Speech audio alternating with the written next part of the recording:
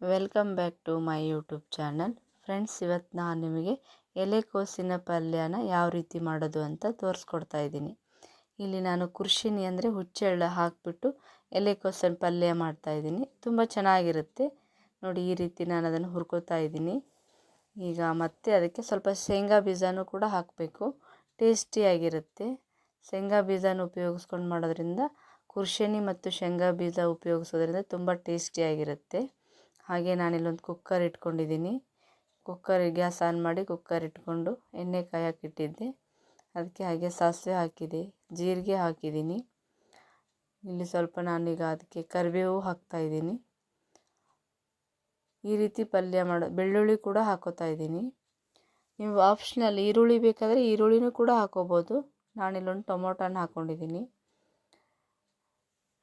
ಈ ಕುರ್ಷಿನಿ ಮತ್ತು ಶೇಂಗಾ ಪೌಡ್ರ್ ಹಾಕಿ ಮಾಡೋದ್ರಿಂದ ತುಂಬಾ ಟೇಸ್ಟಿಯಾಗಿರುತ್ತೆ ಪಲ್ಯ.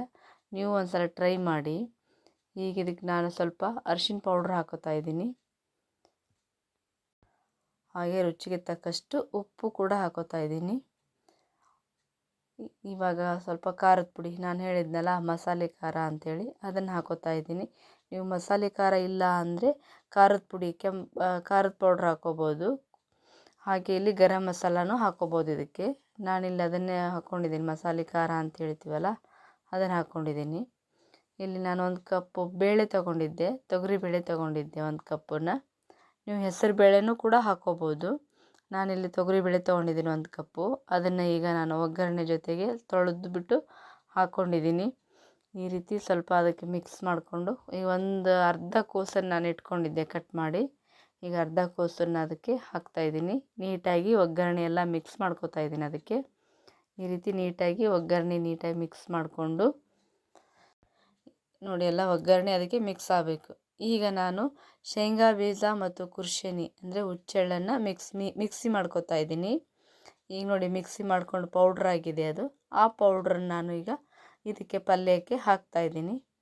ನೋಡಿ, ಈ ರೀತಿ ನೀಟಾಗಿ ಆ ಪೌಡ್ರನ್ನ ಸಣ್ಣಗೆ ಮಿಕ್ಸಿ ಮಾಡಿಕೊಂಡು ಈ ರೀತಿ ಅದಕ್ಕೆ ಹಾಕ್ಕೊಂಡಿದ್ದೀನಿ. ಇದಕ್ಕೆ ನೀಟಾಗಿ ಮಿಕ್ಸ್ ಮಾಡಿ ನಾನು ಸ್ವಲ್ಪ ಒಂದು ಅರ್ಧ ಲೋಟದಷ್ಟು ನೀರು ಹಾಕಿ ನೀಟಾಗಿ ಮತ್ತೆ ಮಿಕ್ಸ್ ಮಾಡ್ಕೊಂಡಿದ್ದೀನಿ. ಈಗ ಇದು ಬೇಯಲಿಕ್ಕೆ ನಾನು ಮುಕ್ಕಾಲು ಗ್ಲಾಸ್ ನೀರು ಹಾಕ್ತಾಯಿದ್ದೀನಿ.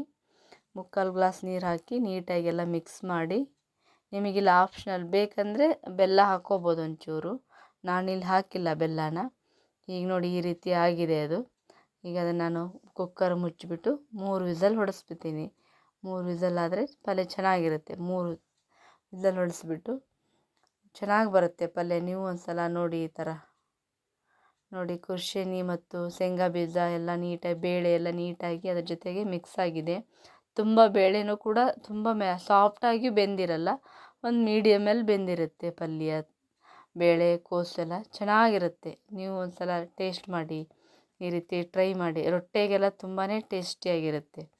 ಒಂದು ಸಲ ನೀವು ಈ ಥರ ಕುರ್ಷಿನಿ ಹಾಕಿ ಶೇಂಗಾ ಬೀಜ ಹಾಕಿ ಒಂದು ಸಲ ಪಲ್ಯನ ಟ್ರೈ ಮಾಡಿ. ಯಾವ ರೀತಿ ಬಂತು ಅಂತ ಕಮೆಂಟ್ ಸೆಕ್ಷನಲ್ಲಿ ತಿಳಿಸಿ. ಓಕೆ ಫ್ರೆಂಡ್ಸ್, ಹಾಗಾದರೆ ಈ ವಿಡಿಯೋ ನಿಮ್ಗೆ ಇಷ್ಟ ಆದರೆ ಲೈಕ್ ಮಾಡಿ, ಶೇರ್ ಮಾಡಿ, ಸಬ್ಸ್ಕ್ರೈಬ್ ಮಾಡಿ. ಪ್ಲೀಸ್ ಸಪೋರ್ಟ್ ಮಾಡಿ. Thank you for watching.